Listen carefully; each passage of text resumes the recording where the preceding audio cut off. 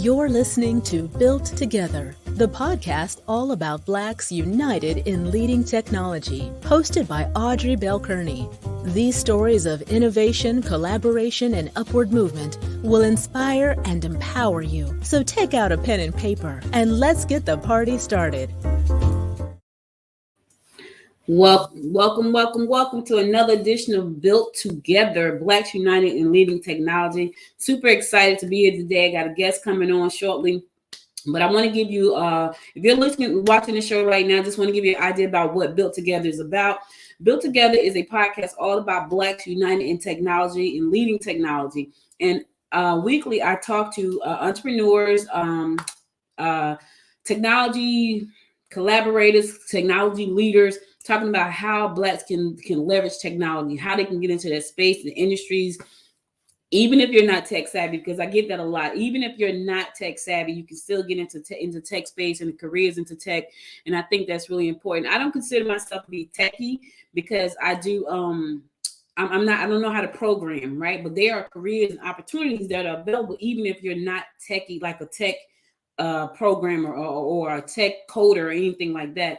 I produce this show. This is my 5th show. I produced 5 shows.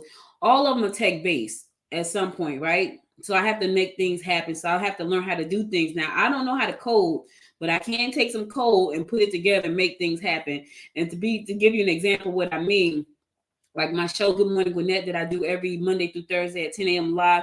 That show is also on Amazon Alexa. So Amazon Alexa is powered by artificial intelligence. And so for a lot of people, they're thinking, well, that's tech. And it is tech. And I don't know how to code, but I do know how to find resources. I do know how to find the right tools necessary to get the results that I'm looking for most of the time.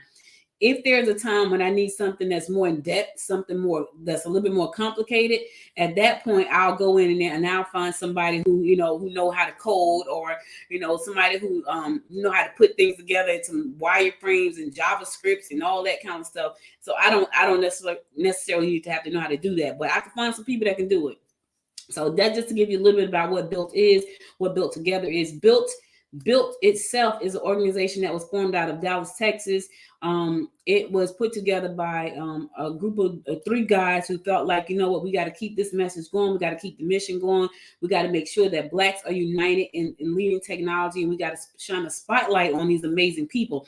That's why my guest today, I'm so excited to have him on. His name is Michael Jackson. He's a serial entrepreneur, and he's also a tech founder. And that's exciting, because whenever we can find, young men and women who are doing great things in space, I want to bring them on. I want to shine a spotlight on them, and I want them to share their stories and their journey about how they got into tech and what they see the industry looking like and how you can get into tech as well. So without further ado, my guest today is Michael Jackson. So the name itself, I'm sure he was going to have to tell us about some of the things he has endured with having that name. Also, he's a serial entrepreneur. He's the founder of Headz. He's the founder of Empire Studios, the premium experience, and also he is a tech founder, which makes me exciting. The Black tech talent, right? I think I'm saying that right. But anyway, I'm going to bring him on without further ado. Welcome to the show, my friend. Hey, thank you for having me. Hey, I'm glad you're here. I know you're a busy person. You scared me there for a second. I was like, oh, Lord, I just texted your dad. He's not here. I panic when people don't show up. So, thank you for taking the time to spend a little bit of time with me to share your journey and, to talk about your entrepreneur journey, and also to talk about your tech journey. So, let me go back. The name, I know all your life, Michael Jackson. What are some of the things people say when they say Michael Jackson? Can you dance? I'm sure they say that. Oh, there's so much. Can you dance? Are you related? Can you moonwalk? So many different things. So where you grew up at, Michael? Yeah, I'm from Minnesota. I grew up in the Twin Cities, which is Minneapolis and St. Paul, and Midwest. Midwest. Are you still there? Yep, currently still here. All right, home is home, right? Yes, it is. Yes, it is. I understand that. So I see you are a serial entrepreneur, entertainment, fashion, all these good things. How did you become an entrepreneur, and what made you take that journey? Yeah, I've always been interested in entrepreneurship. I'm a creative entrepreneur, and so I've always had ideas and always wanted to try them out. We grew up poor, Section 8 and welfare and things of that nature. We didn't necessarily know we were poor for the longest when we were super young, but we just knew that there are things we wanted to try or things we would see kids in the movies trying or on TV shows, and just realizing that our environment, wasn't the same as that. And so, obviously, especially when you're young and Black, your solutions are usually try to go out and figure out how to make some money and, just kind of do your thing so that you can fund your dreams, so that you can take care of family and things of that nature. So I did a little bit of everything as a kid. I went door to door selling pictures that I drew. At one point, I had maybe 3 or 4 kids riding their bikes, just selling pictures that I drew door to door. Black and white picture, $2. A picture I colored, $5. Right at this point, I'm probably like 5 or 6. So, Wow. so I got the kids coming in and out of my house as I'm drawing these pictures, and we're trying to make some money on the side.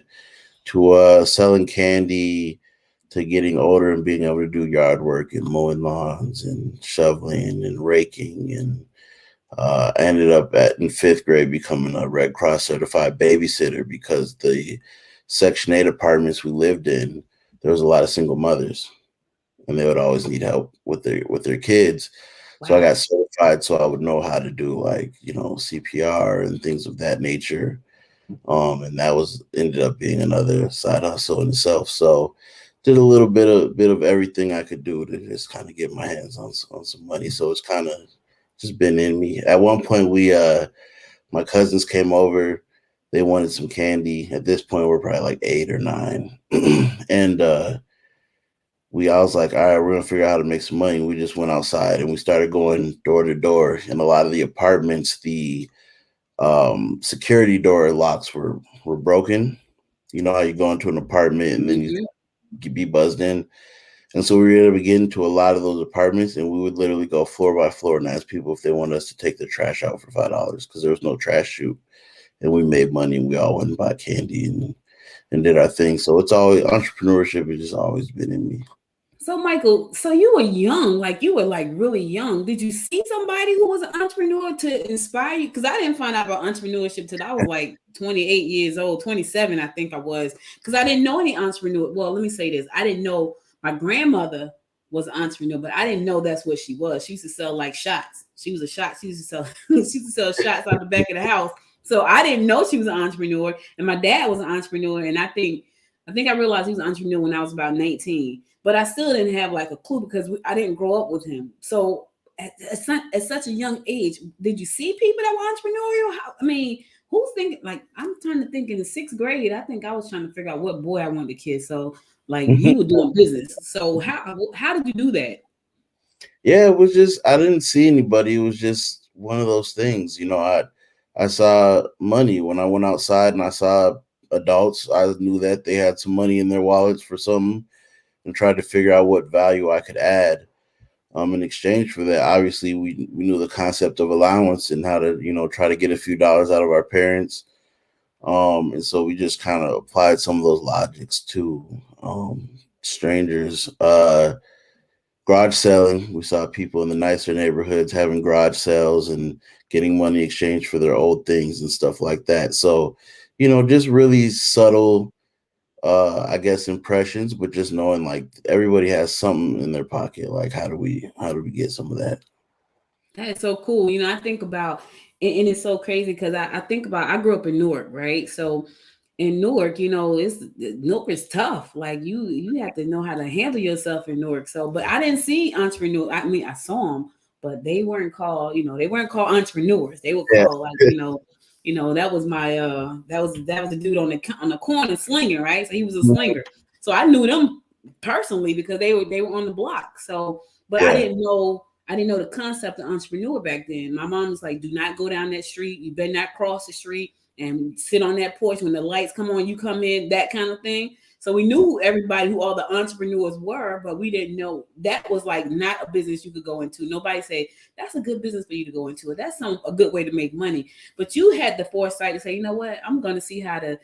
They're selling. They're having a garage sale. I'm gonna go see what I can do to get, take out the trash. So I think that's pretty cool. So you taking this knowledge as a youngster. Did you take this into high school with you? Oh yeah. Oh yeah, definitely. So in high school, what did I do? In high school, we had Sam's Club and Costco. So buying candy wholesale and then beating out the vending machine, or movie days in the classroom where we ain't doing any schoolwork. We just watching movies and some kids forgot to bring a snack. So doing that, I had the Reese's Big Cup like back in 2005, like Wow. a year or two before it was mainstream. They were just testing it out, I think at Sam's Club or Costco, and I had it back then. So doing that, during that era, I'm 32 now. So during that era, computers were still expensive, and computers that had DVD and CD burners were expensive. And so Mhm. I took apart an old computer we had. It was an E machine, if anybody remembers those, and took it apart, figured out how to rebuild it, and then I bought a DVD CD burner combo, installed it, and then we had DSL internet at the time, and I would download movies. I'd make people give me their playlists, and I'd charge them for me to burn the CDs, stuff like that. Then when I got a little bit decent, I started charging kids to like fix their computers and make them a little bit faster, for the ones that did have them. So I did a lot of stuff, and then at that time, I'm of course even more able-bodied for yard work. So I was still shoveling driveways and raking leaves and mowing lawns and dog sit, really anything. I had started with the candy thing. I said, how can I bring this into the neighborhoods? And at this point, we're in the suburbs now. And so I made a thing called the candy jar, made up a little flyer and like Microsoft art, and created like little memberships. And I would just go, out a little bit after dinner time, and see who wanted candy for dessert. Wow. I mean, you are truly an entrepreneur. So fast forward to the day you started fashion line. Tell us about that journey. And I know, Yeah, guys, we're getting to tech. I'm going to get there, but I need you to walk this journey with him. We're going to get to the tech piece, but I need you to walk his yeah. journey. So I need you to talk about the fashion piece, and then we're gonna get to it. Just hold on, y'all. And it's a fun journey. I'm just copying the link so we can share it on LinkedIn as well. Okay. Um, but it's a fun journey, and it's fun and everything that I've done gets to this point to where we're at now. You know what I mean? It's all kind of interwoven, um, to this experience with Black Tech Talent and everything that I'm doing. So let me just post this so people can join. Yes. Boom. You. Okay, there we are. Now you're on my page too. Okay. So Thanks.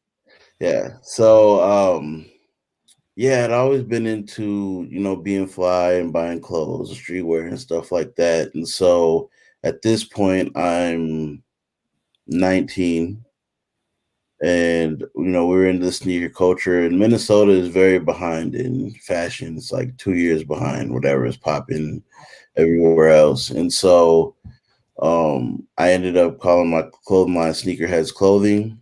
And a lot of times what happened is the shoes were getting more colorful. So, there was a lot of the Air Force One customizations and just kind of collaborations and wild colors. Jordans were getting, more colorful at the time. And so all you Mhm. could really buy was the matching Jordan or Air Force One, shirt that was coming out of directly from their shops or from Foot Locker and whatever it may be. And so for me, I was like, well, I want to be able to wear a streetwear brand. I don't want to look like everybody else who's just going in the store and literally grabbing the same shirt to go with the shoes. And so we launched a brand called Headz Clothing. Our slogan was the perfect match. And I would just stay on all the sneaker blogs and see what was coming out in the next couple months. And we would make, cool shirts to go along with whatever was coming out. And we just, whatever money we had, we saved up to do small runs of clothing, which made it kind of exclusive. And actually, the first magazine to feature us was Crunk Magazine, which was out of Atlanta. Mhm. It was like MySpace days still. So we're on MySpace, and they ended up seeing the stuff. And so he owned two publications, Crunk Magazine and then Deviate Magazine, which was their sneaker and fashion blog. So we ended up getting a lot of love there actually first. And then trying to tap into like some of the more urban crowd and kind of, streetwear still wasn't, it was still about major brands at that point, right? It was still like, um, at that time, it might have been like Academics, Stash Mhm. House, uh, Coogee was getting ready to make a comeback. So it was still kind of a mixture between both the bigger brands and then people actually accepting like streetwear brands that were like real brands but independent, right? Mhm. So I was kind of in between that phase, and uh, I ended up getting into skate shops initially. So I'm thinking I'm going to get into these, kind of urban stores, these hip hop stores, and I did it eventually, but in the beginning it was like skate shops, snowboard shops, stuff like that. That ended up showing me love. We started selling a lot in California as well. And so that was kind of my journey into like fun entrepreneurship, into the fashion world, and just going from there. We did a lot of cool stuff. We've sold products around the world. We had a lot of different celebrities, wearing our stuff and performing in it, and in different music videos. So it was a great experience. Like I said, for me being 19 and being so far away from like the fashion industry and from the hip hop industry, being in Minnesota, um, it was like I literally had to like read blogs and magazines and kind of figure out how to navigate that world. There was no like internship to do, or Mhm. anything like that really, to figure out how to properly do this thing and how to price things, wholesale price versus retail price, and just kind of figuring that stuff out. So um it was a great journey, a great learning experience. It brought me notoriety, here in Minnesota, because, like I said, nobody was really doing it. There was like maybe two other streetwear brands here at the time, and they're both owned by white guys. So I was like one of the only black guys who actually had like a brand that was in stores and in music videos and like had an official website and things like that. Wow, that's so cool. I'm thinking about, when you was talking about Academics and Coogee, I thought about FUBU. So FUBU was way back then, but I thought about when they first launched. And I remember going to Georgette used to work at CUNY TV, and I remember she had them on the show. They had a show they were producing, and they were in the studio with me. So I'm sitting there next to, I think it wasn't Damon, it was one of the other ones. God, I can't think of his name, but Jay, it was Alex- like, which one? Jay Alexander. Jay Alexander. It was Jay Alexander, and the other one with like the little curly hair. So I'm sitting there next to him trying to hold my composure because I don't want to fan out like right there in the thing. But it was so crazy. So it took me back for a second because I remember when they started. And so your journey sounds very similar to like what they did. Now, tech wasn't fashion to get online and sell your stuff wasn't as simple as it is now because of places like Shopify and Big Cartel and all those guys. So you Mm. did it, you had to build a website and sell from the website. Tech has changed that a lot. I was just talking to somebody earlier about selling on Shopify. Shopify, I think, is one of the best platforms out there because one, it gives you beautiful sites, and two, they give you a lot of training for free, like as Mm. long as you pay the membership. So I think they're great. So fast forward to today. Now you into tech. What made you decide to go into tech, and how has that journey been? Yeah, so I've always had, like I said, I've always had an interest in technology. I was actually somewhat discouraged from it in high school from teachers and stuff like that. Um, to not do it because at the time I wasn't really good at math, and so Mhm. they're like, oh, there's going to be a lot of math involved in that, and that's not your expertise. Maybe you should do something else. But I'm a visual learner. I learn by doing and trial and error and things like that, and so I kind of, like I said, went around, and I remember a few things. So one, I was reading uh a magazine, it was like Complex or something like that, and learned about like Vlad TV. And so I ended up watching a few of his interviews, and in one of his interviews he was talking about like how he owned his website and like, blah blah blah, and then he said something about the technology behind it. And I was like, what is he talking? He just has a website. Like, what is he talking about? And when I really looked into it and researched it, it was really the way he had set it up to do retargeting, and the way he was releasing his video content, and the way he was monitoring like the analytics and the views and things like that, so he could monetize all of the things that he was doing. And that's why he was putting out so much content. And that's why he will take one interview and break it up into a million pieces and things like that. So that made me kind of look at, the front end, but also the back end, right? Of like the things that we were building and kind of doing, that type of research.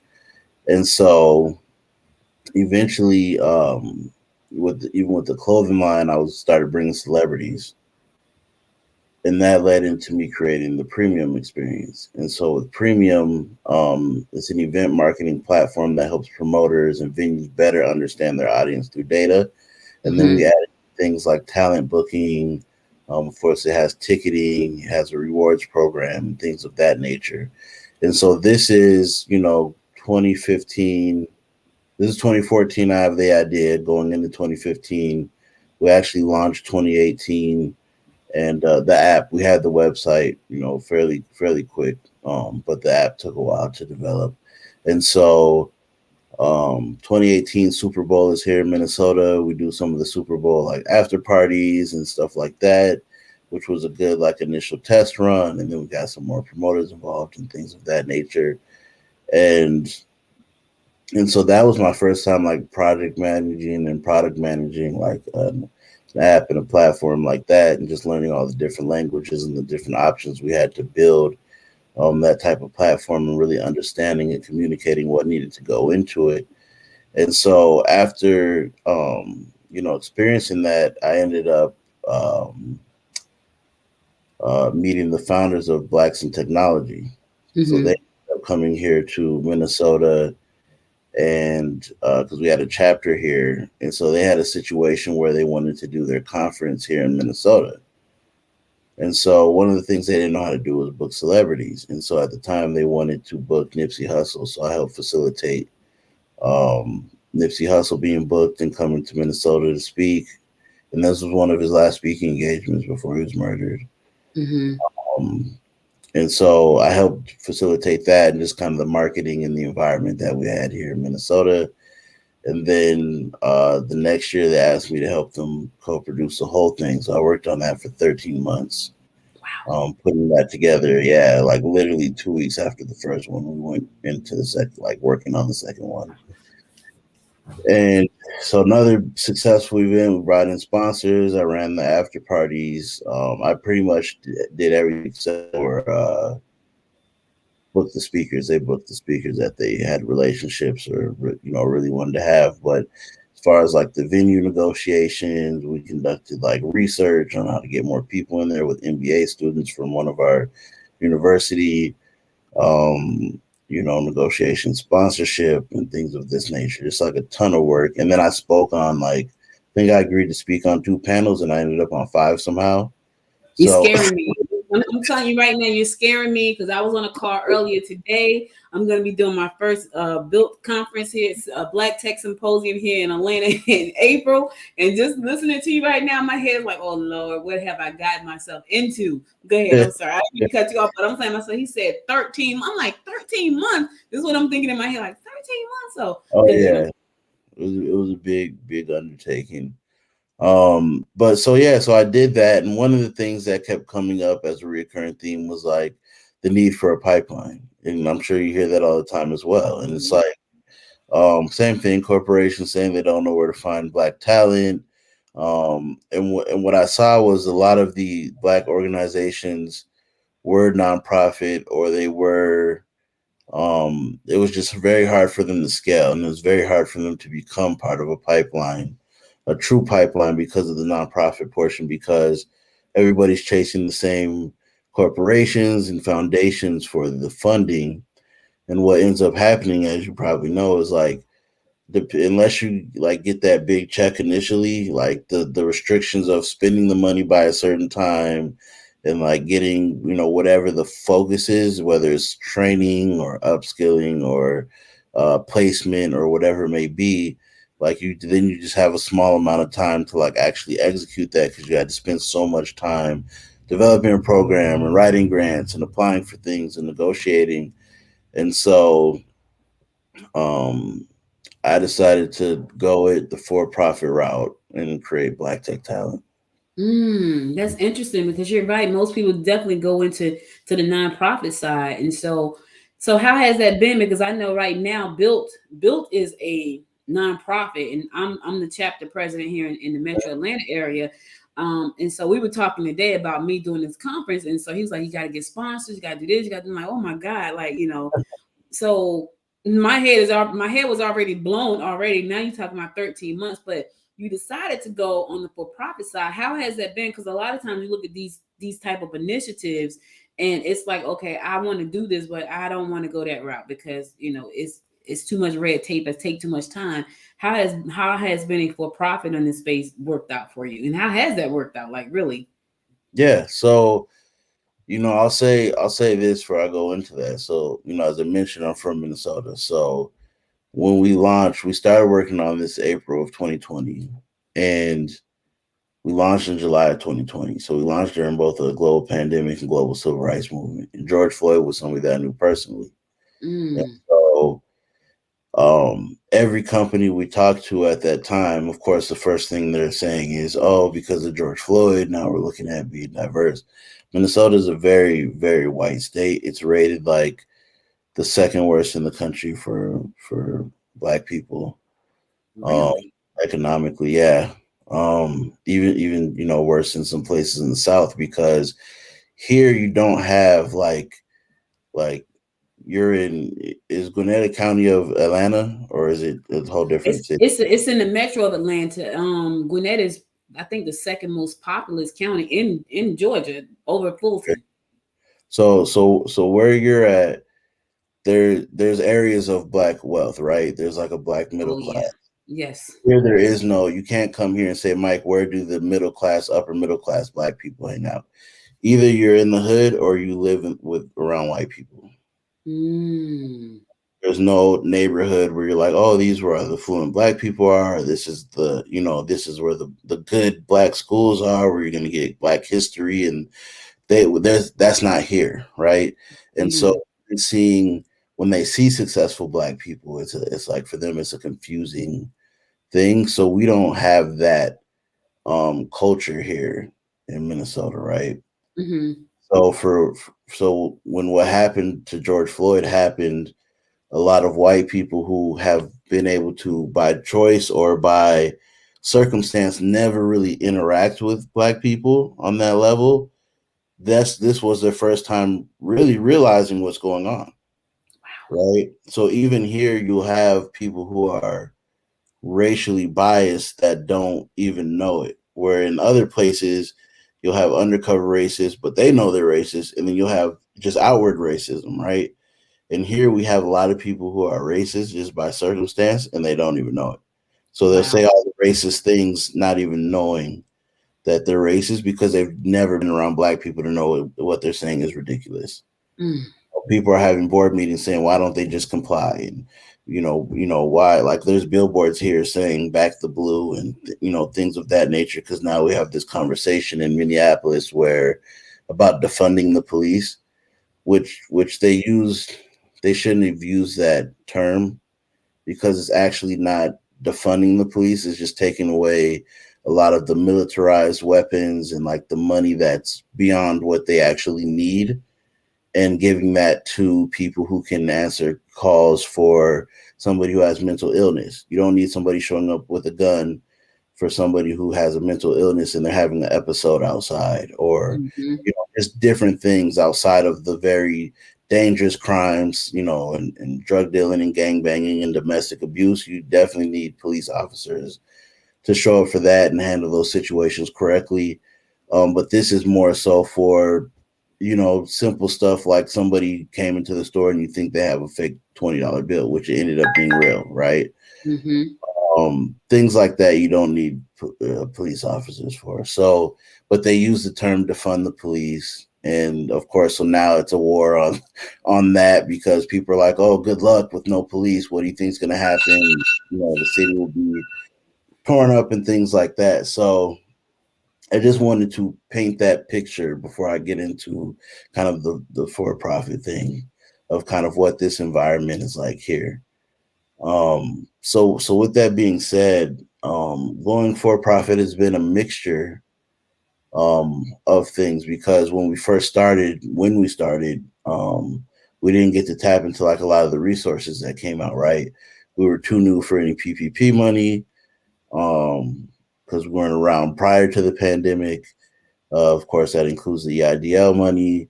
Some of the corporations here that did pledge big dollars either haven't even given those out yet, or they did, but they just gave them to the usual suspects. So they made it sound like, small business, blah, blah, blah, but they just gave them to whoever they knew had already been around, even if they weren't necessarily efficient in helping the Black community. So, and then a lot of them came out wanting like nonprofit companies to just give money to. And so we weren't a nonprofit. So we haven't received like any like free money or like George Floyd, we feel bad money, right?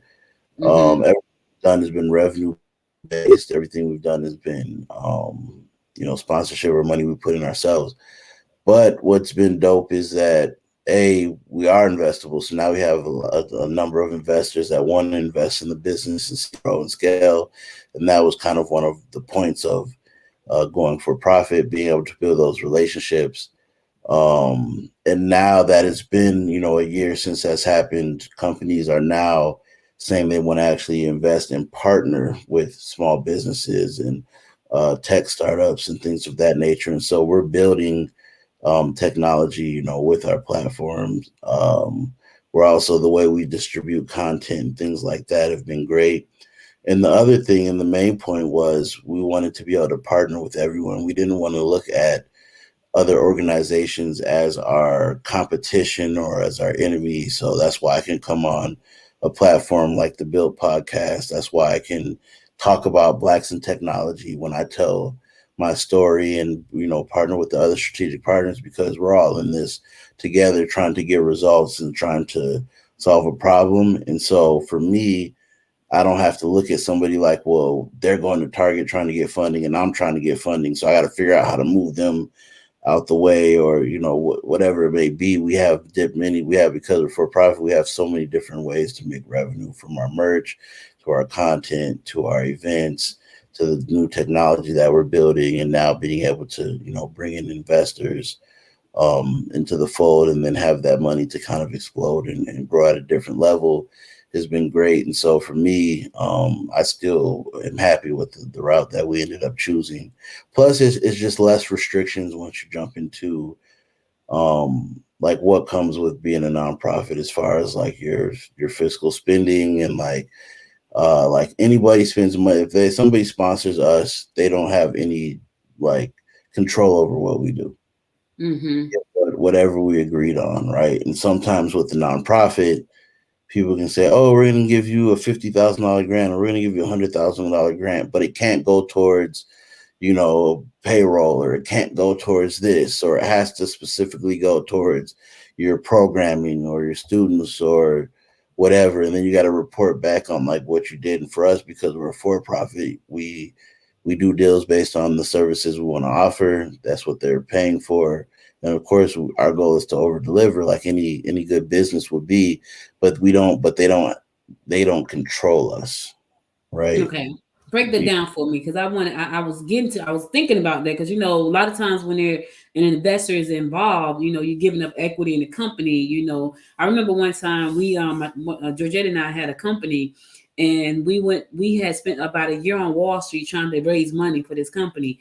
And we went to so many meetings. So when we finally got an investor and we sat with him, we had been to so many meetings. He was like, "Well, I'm going to give you $50,000 for 50% and management rights." But we had gone to so many meetings that we knew to turn that deal down and run away. And Okay.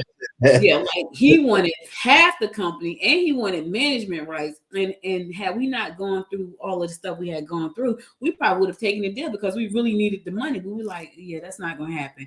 So how has that process been? Are you giving away equity? How does that work? Yeah, so we're still in negotiations with everything. But it will be an equity situation. And so there'll be partners. And so we've been looking at investors that bring something to the table more than just money. we in the first 15 months of the business, we've grown into the six figures, just us by ourselves. Next year we'll for sure be at seven. So, and we've already started building our technology. We've already put out a ton of content. We've worked with over 40 corporations at this point.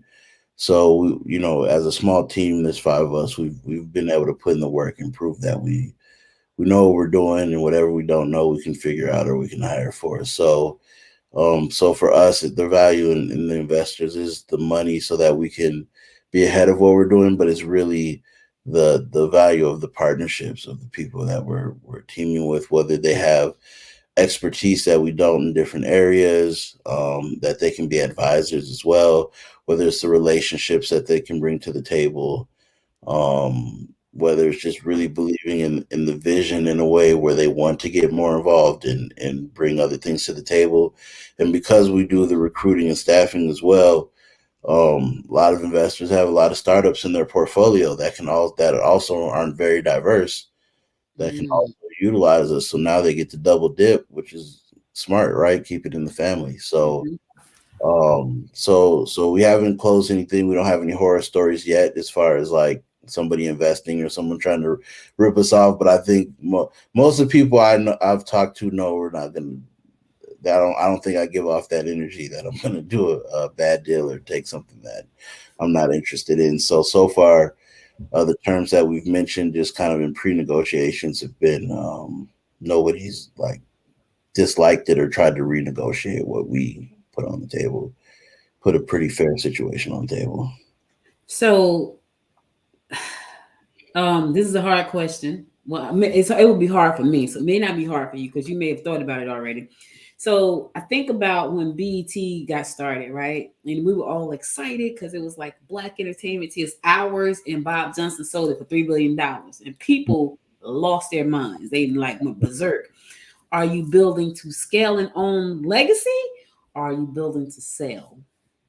Yeah, so most likely we may sell at some point, but with intention, right? So when you build a company to a certain level, you're gonna have to really reorganize to get it to that next level, right? So for the listeners that are, entrepreneurs and things of that nature, we're building this company to be, a multi-billion-dollar company, right?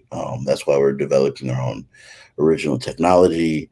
That's why we're working and building relationships with so many different corporations in order to be a solution.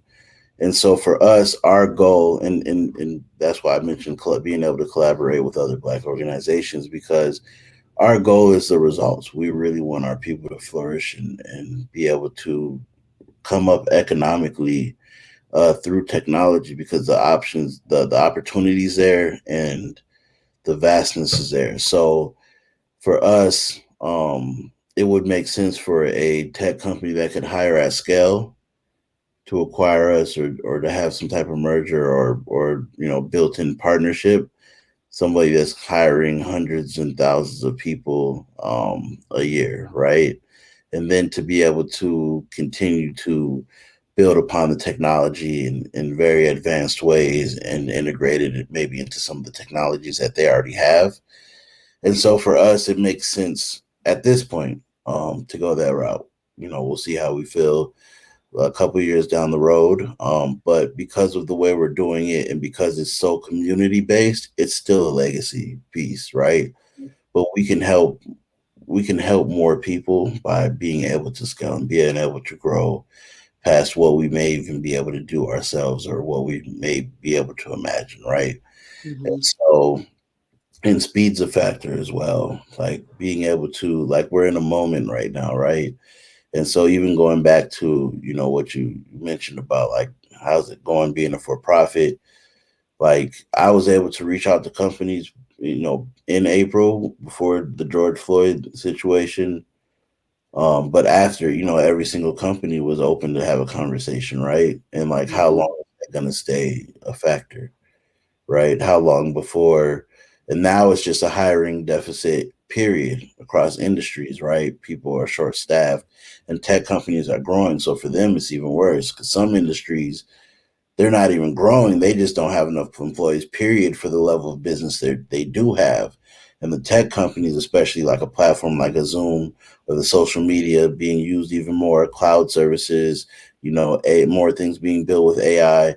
Um, they're growing. So they're like, not only do we have enough people for what we got, but we're actually just growing organically beyond what we can service, right? And so we want to be able to take advantage of this time frame that we're in to really help our people and really be able to scale. And so um, I just think at this moment, that's what makes sense for us. I think with Bob Johnson, I felt the same way too. I don't think, but I think the difference is he kind of left the company to be absorbed and then the programming failed. And Mhm. for us, when I sell, if that's what we end up doing, there'll be stipulations. There always has to be a black CEO. There's always going to have to be black women in powerful positions, things like that. So it won't be a situation where we just sell to somebody and they get rid of it, or we sell to somebody and they just totally flip what the vision is. Things of that nature. We won't sell unless it's a circumstance that actually helps our people and continues on building upon what we're building, but bigger and quicker than we could do. That's pretty cool. And I was sitting here, I was thinking because I think on the first episode of Built Together, I interviewed Peter Beasley, who was the founder, one of the co-founders of Built International, and I pulled up some numbers. And Microsoft, Google, and Facebook, when they first launched, they hired about 1% African Americans, right? People of color. Fast forward to like 2018, they were still like at 1 or 2%, which was crazy. So your whole entire company, which I'm sure encompasses thousands and thousands of people, there's only about 1 to 2% black folk. And I was like, that is crazy. And if you look at the platform, I'm sure that we're on there more than anybody. Not me, because I don't really like Facebook, but All a right. lot of us are on there, right? And so I think that's crazy. So the fact that you are thinking that, well, that doesn't surprise me from just talking to you at 5, that you have already thought this thing through. That doesn't really surprise me. But you're thinking about if we sell, because chances are someone's going to come to acquire you. You have to make sure these things are in place before we say yes, because a lot of times people will run for the money. You know, Mike, the dollar is right. They say everybody has a price. Somebody come to you and say, listen, Michael, we want to give you $1 billion. And your board is sitting around like, take the money, Michael. We could do something new. Because that probably would be me. I probably like, take the money. We could do another one. You know, we can do another one, Right. Michael. But you said it has to come with stipulations, and I think that's great. So for the people who have been listening for the last 40 something minutes, we haven't even talked about what the platform is. Tell them about what Black Tech Talent is, so they'll understand like what you're building and why it's so important. Yeah. So overall, with Black Tech Talent, our goal is to increase the representation of Black technologists in both corporate careers and entrepreneurship. And we're doing that by curating a pipeline of job opportunities, education, community, and then what we call culturally specific content. So that's the overall, goal and kind of mission of the company. Kind of our specializations is the hiring, engagement, and retention of Black talent. So we build products for those things. So we in the fall we have a community tech fest. It's November 20th at MCTC. For anybody listening, you can go on my LinkedIn page and type in Community Tech Fest with Tech Fest as one word, and check out that event. It is in person though, but if you're here, you can check it out. So, so from the events that we create, we had our summit. Our summit had attendance from 10 different countries, which is awesome. It was paid attendance, and I always mention the paid part because we have to show people, especially when you're a for-profit and you're looking at investors and you're looking at corporate partnerships, that people value what you're doing enough to pay for it, right? So we Mm-hmm. didn't hit people over the head with the price. It was just more of like, let's make sure that people, let's make sure people value what we're doing. And so that was a great experience. And then with this community tech fest, this is a live in person thing because it's like a tech fair. So everything we have going on, people can play with, from robotics to VR to AR to coding Mm-hmm. competition, things of that nature. And so we're releasing Two of the products we've been working on this year. One of them is a surprise, so I can't mention it yet, because that'll be revealed at the event. But the other one I've talked about a few times, and so we've been building an employer matching app, and it works very similar to like a Tinder, but for jobs.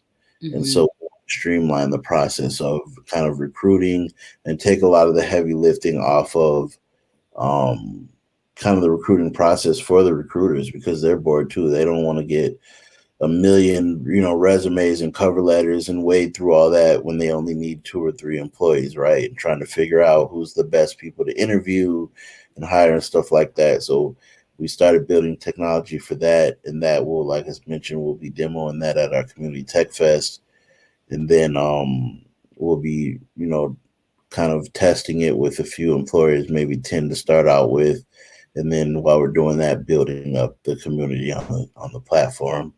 We're also looking at building some other technology just to help with like resumes and kind of other stuff I can't quite talk about yet. But we're looking at some of the educational resources that are out there for upskilling. We plan on opening our first headquarters first quarter of 2022. So these are kind of the things that I can talk about right now that we have coming out and that we're kind of focused on. So we're also doing Black employee retention research, things of this nature. So we really, when we started off and I was pitching it initially, I was like, my pitches were getting better, but and more like refined. The communication of what we were trying to do was getting better, but I was like, we sound too much just like a staffing company. I didn't want to sound like a staffing company. I wanted to sound like a tech company in the staffing space, Mm-hmm. right? So I said we have to develop technical solutions for some of these things that we're facing as we go on. And so, yeah, that's kind of in a nutshell what Black Tech Talent is.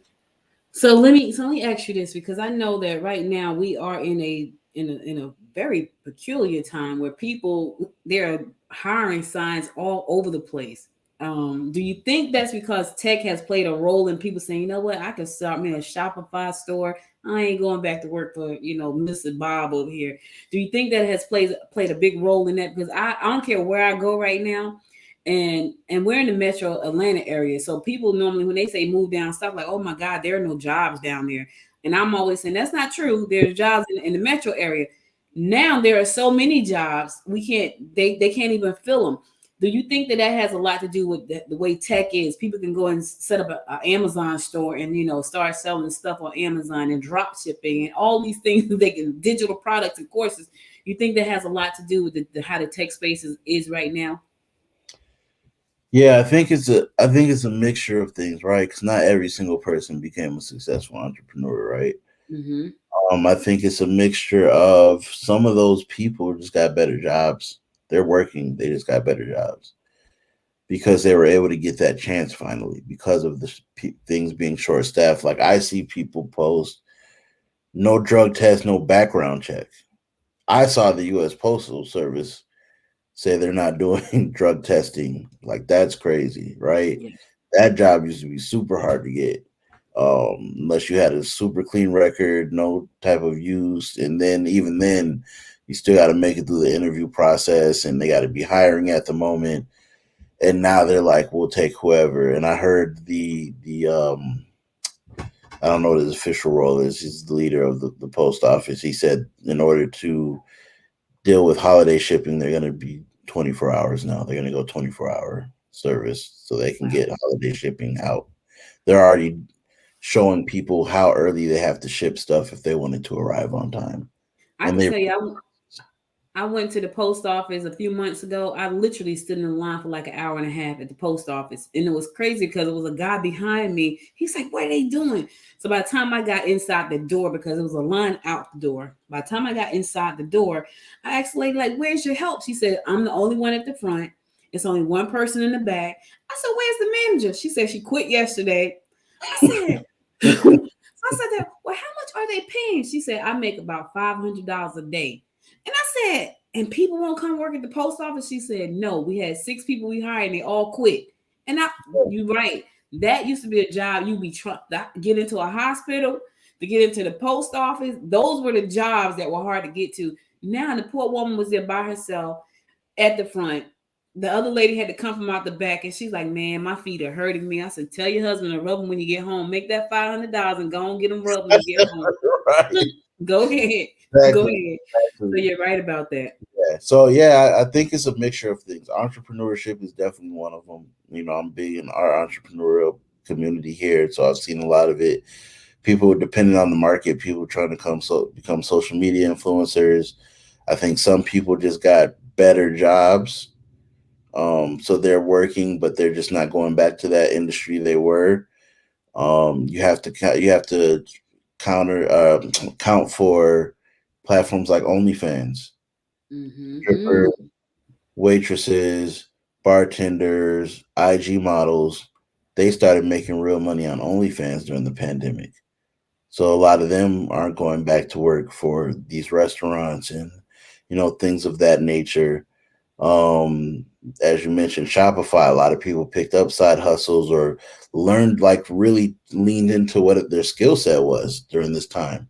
You had people who do save money and didn't blow their unemployment or whatever it is, and they're like, hey, I can still live off of this for a little bit, right?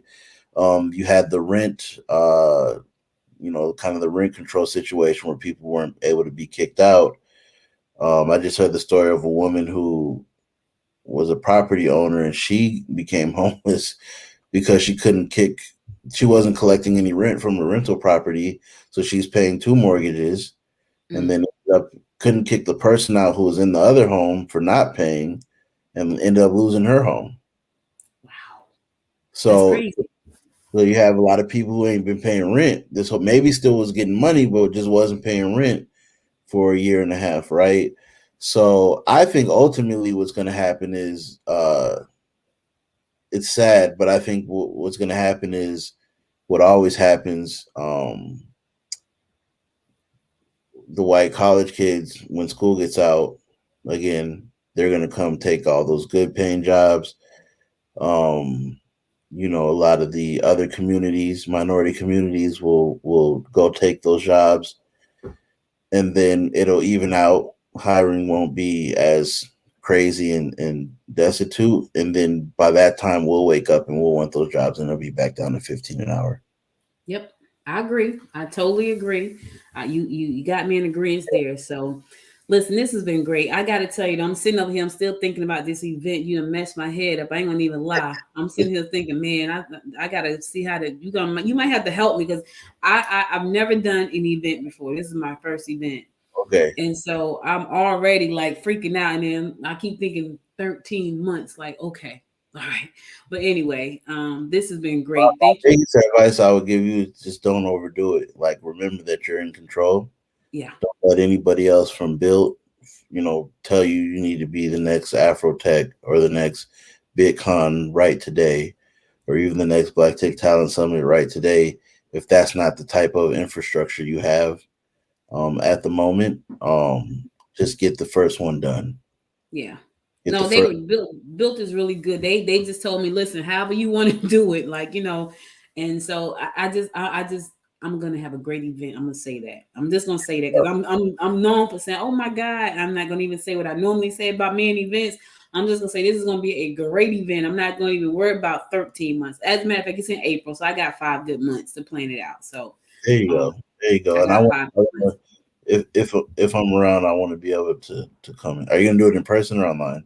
It's in person. It's gonna be a hybrid. So it's gonna be in person, and I'm gonna stream it so people can watch it from anywhere. But you want to come to Atlanta? You want to be a panel? You want to be on a panel?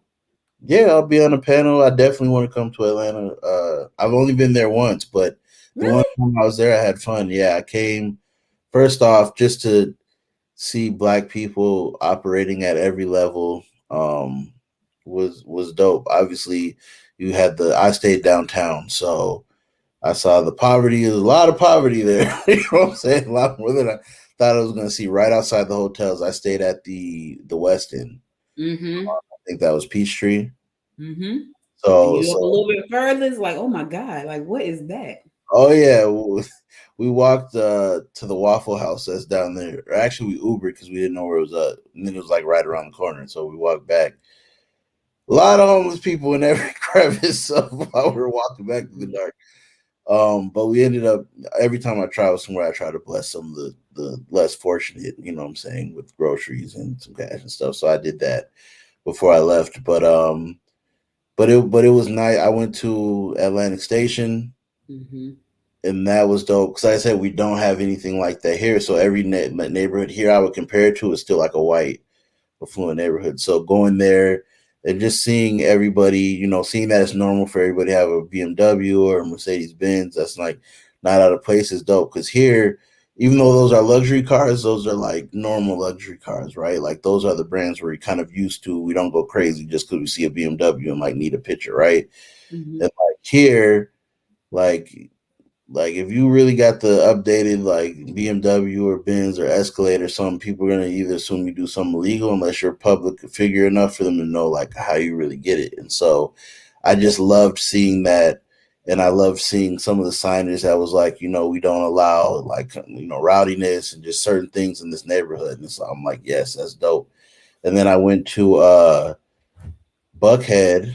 I did. I was in the background for an episode of Housewives, so Okay. I know the producer or whatever. So that was a cool experience, and I like driving through that neighborhood and seeing what was the place? It was Uncle something. I think it was like a Mexican restaurant. I don't know. Uncle It's so Julio, many. It's so many of but them. okay. But yeah, so we like driving around that neighborhood was like awesome. So it was a great experience, and I was there for probably like 4 or 5 days, and just I networked and just like met some awesome people, and so definitely want to come back. Oh, please. I would love to have you. It's so funny because I was born in Georgia, but I was raised in Jersey. So when I moved to the metro, because I was born in Albany, right? So Mhm. if you go to they say bad things about Albany, like they're stuck in a time warp, and they are, but it's still my home, and I still love going. But when I moved from Jersey to Georgia to Metro to Gwinnett County, I I saw Maseratis, I saw Bentleys. I went to an event 2 months ago. I think it was 2 months ago. Went to an event downtown Atlanta. So you're a young man, right? The Mhm. young people here are killing it. The Yeah. 32, 35. Oh my God. I just hang around them because I just need to be in the space where they are. I go to this event. I was totally like probably me and three other women. We probably like the oldest one at the thing, right? Slingshots, Bentleys, I saw a Bentley truck. I'm like, is that a Bentley truck? Bentley truck. It was crazy, but that's like normal here. Like it's like normal. Like I went to Chipotle and I saw to Wanda Braxton. She was like in Chipotle. She was at the football game a couple of weeks ago too. So my nephew played high school football for Grayson, and she's like right there. So Gwinnett is pretty suburban, right? So when Okay. you come back, it's really like suburban. Now we got our pockets, but they're very small pockets. Like you have to find them almost. And when I Yeah. roll up on them, I'm like, oh my God, look at that. Because you don't, they're not just out like in Atlanta, you can just walk down the street and just see them. Not in Gwinnett, they're kind of hidden, right? Because Gwinnett prides itself on, you know, being what it is, but we have a homeless population here, but you don't really see them as much as when you go downtown Atlanta because they live in extended stays. So we're trying to deal with that. We just opened up our first shelter. It's only one that's just opened like probably a month ago in Gwinnett County to help with that, people who need help. But a lot of those people live in extended stays. And I didn't find that out until like 2019. We did a Christmas in the park.